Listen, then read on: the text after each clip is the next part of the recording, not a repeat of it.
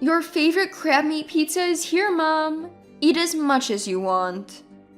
My daughter-in-law sets the plate in front of me, acting unusually kind. I'm not stupid enough to not question this sudden change. I suspect my eldest child and his wife are trying to set me up using food. I think they are really mean people who would go so far as to try to trick me. It's clear that something is off with this fancy pizza. After all, they've been hostile and have pulled various stunts on me before. Their sudden niceness is actually suspicious. It would be foolish not to think they're up to something. I don't want to be looked down upon. I can protect myself too, and turn the tables on them if needed. My name is Mary, a housewife in my 60s. I live alone since my husband passed away. Years ago when he died, my eldest child and their wife offered for me to move in with them. They were newlyweds then, and I wanted them to enjoy that special time, so I declined. Still, they said they were worried and moved into a house near mine.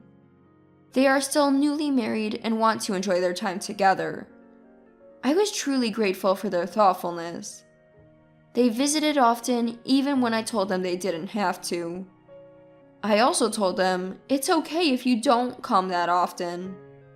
I decided to indulge my eldest child when they said, "I'm worried about you, Mom."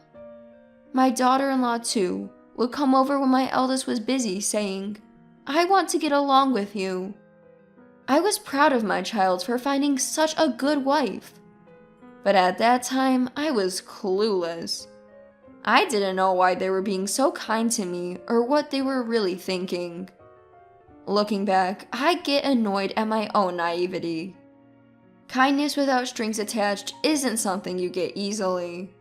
I was swayed by their sweet words. However, I eventually found out their true intentions. One day, they visited and ended up staying the night since they had no plans for the next day. I didn't want to intrude on their time as a couple, so I suggested they could go home since it was close by. But my daughter-in-law insisted. We want to deepen our relationship, so we'd like to stay. So I let them. I offered them the guest room. My late husband built this house, and it's too big for just me, with many unused rooms. The room was a bit dusty, but my daughter-in-law helped clean it up. She's good at housework and has been helpful since they got married, so I had a good impression of her. In the middle of the night, I woke up thirsty and went to the kitchen. On the way, I noticed the living room light was on. Curious, I peeked in and saw them sitting on the sofa talking. I couldn't help but eavesdrop. Then, I heard a conversation between the eldest child and his wife. I'm exhausted. That old lady works us too hard, don't you think? Just hang in there a bit longer. Once Mom gives us the inheritance, we're done. If her husband wasn't a company CEO, we wouldn't have to do all this. It's funny how easily she's fooled just because we're nice to her. Mom's always been emotionally vulnerable. She'll probably give us the inheritance. I couldn't believe what I was hearing. If this was true, their kindness was a lie, aimed at taking my late husband's inheritance. Was all their previous kindness fake? Everything you said to me, we're family, so we want to support each other. And all the words you've said to me so far? Why were they so obsessed with the inheritance? I didn't see him having any trouble with money, but maybe he's in a lot of trouble and I'm just not aware of it. Why would you go to such lengths for your heritage? Do they just want money? I was curious as to why the couple acted like this, so I decided to ask them about their current behavior. After asking around the neighborhood and among friends, a shocking truth came to light. They were both deep into gambling and had amassed a huge debt. It was an amount they couldn't possibly repay with regular jobs. I understood why they'd be desperate for the inheritance. My late husband had left a considerable amount to our eldest child. Even if it was less than what I received, it was a significant sum. They had squandered it all and turned it into debt. Their kindness was all for the sake of getting the inheritance from me. I became cautious around them from then on. Do you need any help, Mom? We want to be there for you. I'm fine, thank you. I've gotten used to living alone. Please prioritize your own lives. My daughter-in-law responded with empty words. I'm glad to hear that. But her face had turned stern. She's probably annoyed because I'm not dancing to her tune. Who do they think they're fooling? I don't need kindness that expects something in return. One day, after keeping my distance from my eldest child and their spouse, I got a call from my daughter-in-law. We need to talk. When I arrived at their home, I was led into the living room and asked to sit on the sofa. Then daughter-in-law spoke with a serious tone. Do you have a new love interest, Mom? I was taken aback. I had no idea how she came to that conclusion. Seizing the moment, daughter-in-law began to speculate. You've been distant lately. It made me suspicious. But you're colder than I thought, Mom. You forget about Dad, who worked so hard for you, and you just want to be happy yourself. There's no one else. You're mistaken. Even when I denied it, daughter-in-law wasn't listening. She had no evidence, but she probably thought that if I had a new love interest, it would be a problem for them. After all, that person might get their hands on my money. Mom, you should really reconsider dating at your age. Have you thought about your position? Why would you say something so cruel? I don't mean to be cruel, I'm just worried about you, Mom. What if this person is deceiving you? You'd be the one getting hurt, and I can't stand that. I saw right through her. She was just trying to protect her inheritance. But daughter-in-law, wanting to play the caring daughter-in-law, never showed her true colors. That's fine for now. The true nature of the eldest child couple must be seen at the right time. I'll see their true selves when the time is right. And that time came sooner than expected. Happy birthday, Mom. This is just a small thing. My eldest child handed me a bag from a fancy pizza place. Inside were various pizzas, including my favorite, loaded with crab meat. Thank you. Let me just plate these up. No, you're the star today, Mom. Sit down. I'll do it. Saying that, daughter-in-law took the bag and disappeared into the kitchen. My eldest child followed her to help. They might be pretending to celebrate my birthday, but I knew something was up. What could it be? As I pondered, they returned with plates. In front of me was a plate loaded with crab meat pizza. Here's your favorite crab meat pizza, Mom. Eat up. My eldest child nodded in agreement. To anyone else, it would look like a happy birthday celebration. But I knew better. There must be something on this plate. I'm not that naive. It was despised. It would be strange not to question their overly kind behavior. With my husband gone, I have to protect myself. I'll never trust them. They'll regret making a fool out of me. Regret it deeply. Well, it does look delicious, but my taste has changed recently. I prefer the foie gras on your plate. Saying that, I reached for my eldest child's plate. I had always said I didn't like foie gras, so their plate had more of it. Wait, Mom! My eldest child tried to stop me. I tilted my head and feigned confusion. Is it a problem? You used to love crab meat too, right? Well, my taste changed too. I've started to like foie gras. Is that so? Then let's not be biased and share both. At my words, my eldest child's face turned pale in an instant. The crab meat pizza, which I had always said I loved, was only on my plate.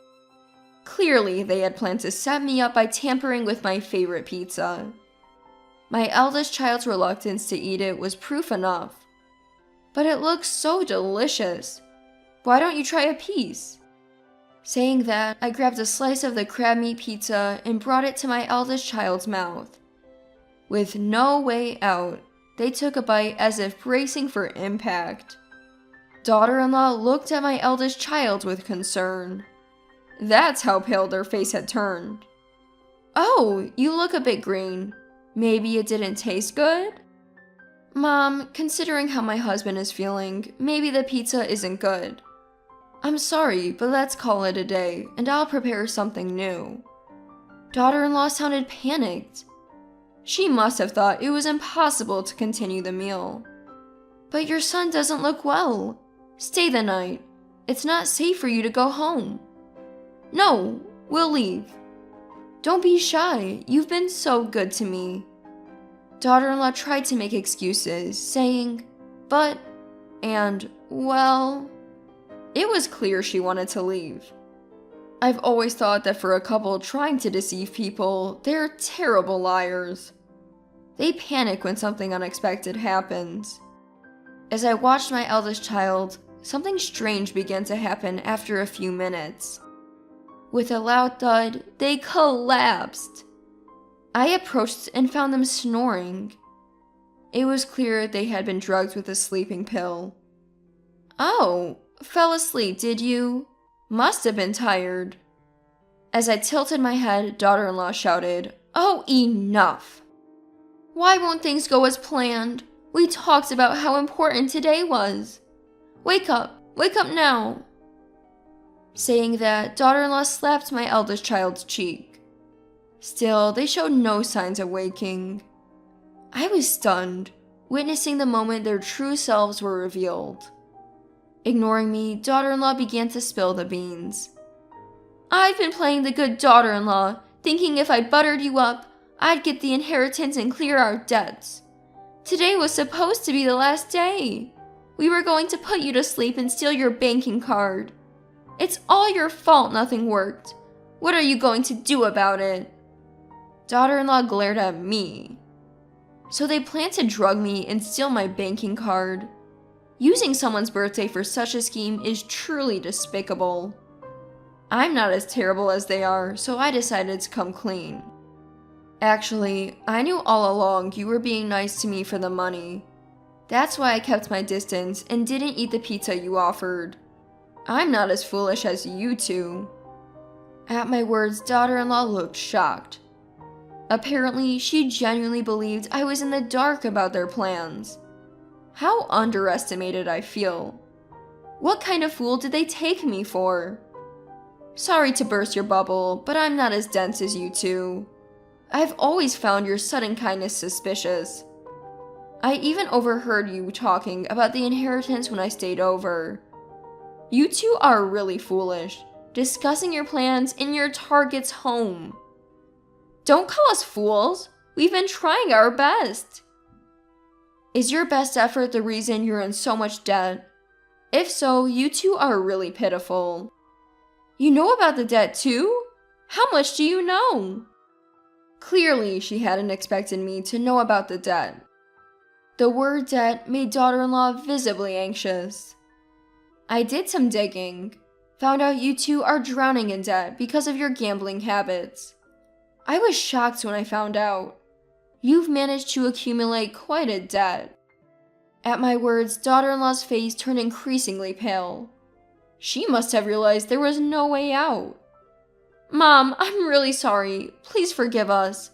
We can't make it without money. Please lend us some. We'll pay you back.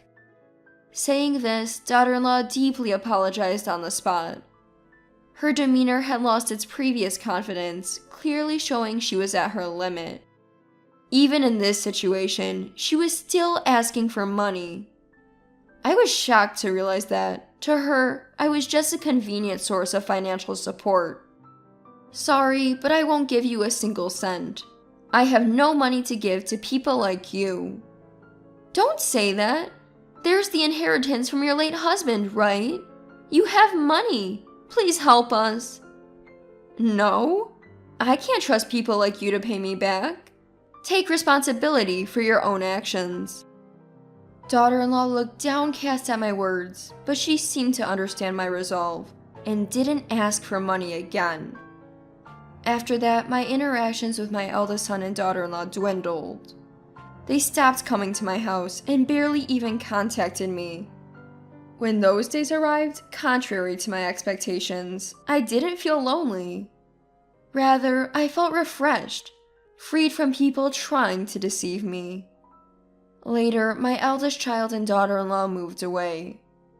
According to neighbors, they were taken away by some rather shady-looking people. Probably they couldn't pay off their debt and were taken to a distant state. They might be in a terrifying situation there. They might be suffering so much they want to run away. But that's none of my business anymore. We're unrelated now. I reported the end of this turbulent chapter to my late husband's photo. It seems like his expression in the photo was one of relief. My only family is my late husband. The only person who truly stood by me and supported me was him. Life is short, but I want to live it strongly, cherishing the memories I made with my husband.